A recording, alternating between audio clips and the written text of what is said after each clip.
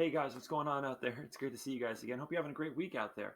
So, today we're going to move a little bit away from talking about music history, and we're going to talk a little bit more of the nuts and bolts of what make music work. The last few weeks we've taken a look at some of our masters of classical music. Last week we took a look at Bach, talking about the master of maybe tonal music, coming up with a system that we still use to this day, really at the core of how we make music. So, we're going to jump into that today a little bit and talk about something called scales.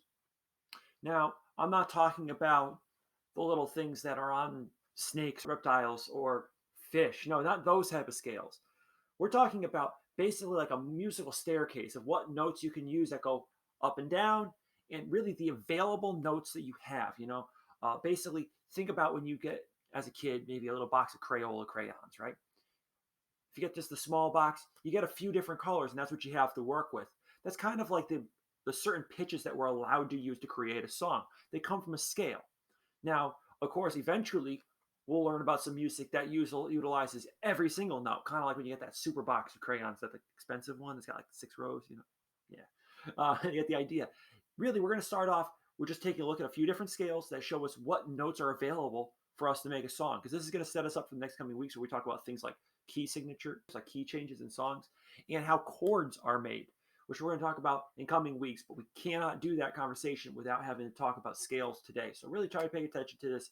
If you find it dry, just do your best to stay with it and be a little bit shorter today. So here, let's hop right on into it. Okay, guys, so today we're talking about scales. Now, what the heck is a scale? Well, a scale is simply just a sequence of notes that we're allowed to use in a song. It's kind of like when you get your pack of crayons or markers and you see what colors you have. Whatever colors you have, that's what you get to use. Okay? Really, in a scale, we don't reuse any letters. So we first want to remember our musical alphabet. So hopefully we all still have our old cheat sheet. I'm going to add a little new one here since I'm at the school building now. Remember, our musical alphabet is just the letters A through G, right? Now, we did also learn in recent weeks that there are black keys that are sharps and flats that fit between these pitches, which we'll come back to later. But for right now, just remember that we have the musical alphabet. So we have A through G. Now, basically, wherever we have a scale, whatever note we start on, whatever letter it is, we're going to go through all the letters until we get back to that same letter. So we do one full cycle around the alphabet. Now, we're going to take a look at a few different scales today, but really we do need to remember our chromatic scale as well, which looks like this. Now, here you go. Here's your full chromatic scale. So you can see here the big letters are your just normal musical alphabet, and little letters, I put all of our sharps and our flats. Now, of course, your sharps and your flats are interchangeable. So I drew your sharps up top. Remember, A sharp is the same as B flat, C sharp same as D flat, and so on. We have our 5 different black keys right here with the little arrows. Those are our sharps and flats. Now, we're going to be using this chromatic scale to create a different scale. Now, a scale simply means you just go through everything and come back to where you started. So I started on A here, just to keep things nice and simple is what most of us know, even though in music we start a lot of times on C. So now we need to understand the distance between each of these notes. So whenever you look at the chromatic scale, the distance from one note to the next closest sound is what we call a half step.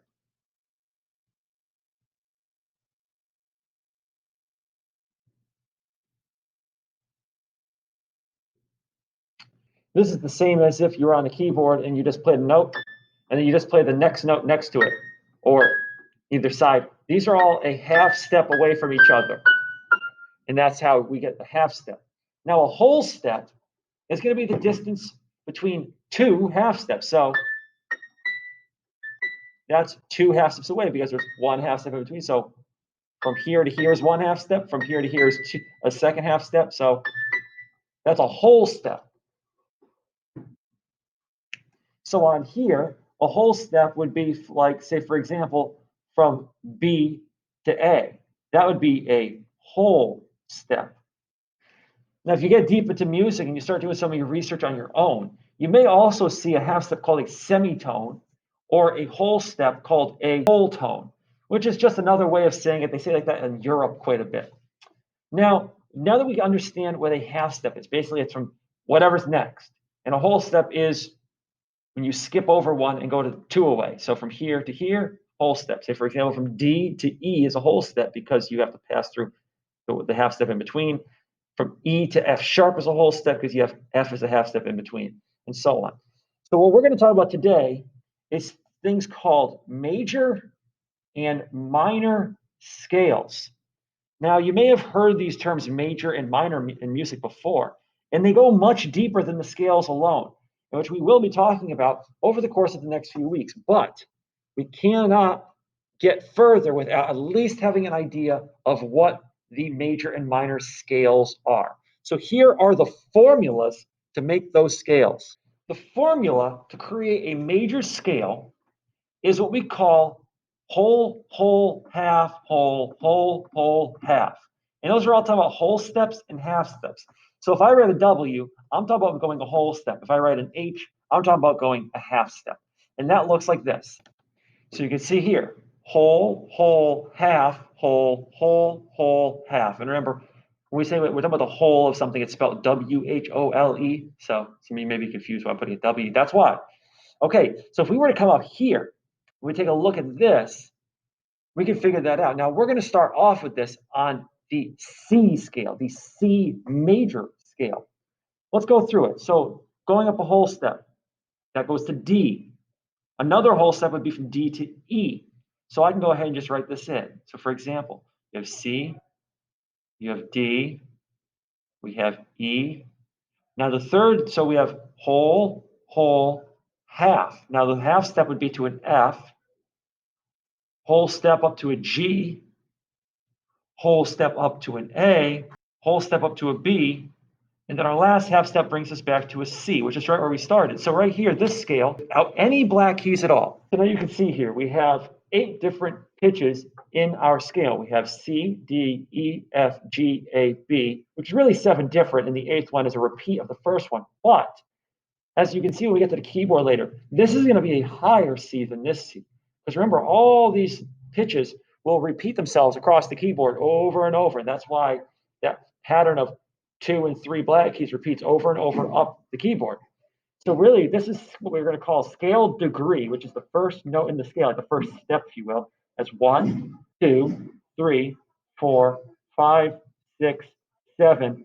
And then, of course, 8 is the same as 1. So I'll put a little 1 in parentheses there. So these right here are really the same, but this is a higher version than this one. So it's kind of like going up a ladder. Boop, boop, boop, boop, boop, boop, boop, boop. Then we come back down. 8, 7, 6, 5, 4, 3, 2, and 1. Not that I'm a good singer, but this is kind of the same idea. Now, we can also, if you like to be a singer and you like kind of practicing your vocals, you probably heard the whole phrase do, re, mi, fa, sol, la, ti, do before. And that really matches what we're talking about today in scale. So when we talk about scale degree 1 in chorus, they would call that do. Scale degree 2, the second note of any major scale is what they call re. The third one is what they call mi, spelled mi. The fourth one is fa. The fifth one is pronounced so, but it's S-O-L, kind of like the sun in Spanish. The sixth scale degree is what we call la, which we're going to come back to in just a minute. This is important. The seventh one is T, and because this is the same pitch as that, this is a higher version of do, still the same. So if you happen to be a singer and you ever go into chorus class, you practice do, re, mi, fa, sol, la, ti, do. And you go right with the piano. Usually they play it along and you sing with it. So this is a good thing you can practice if you really like your vocals. All right, guys, that's all we have here for part 1. So stick around. I'll see you guys in here part 2.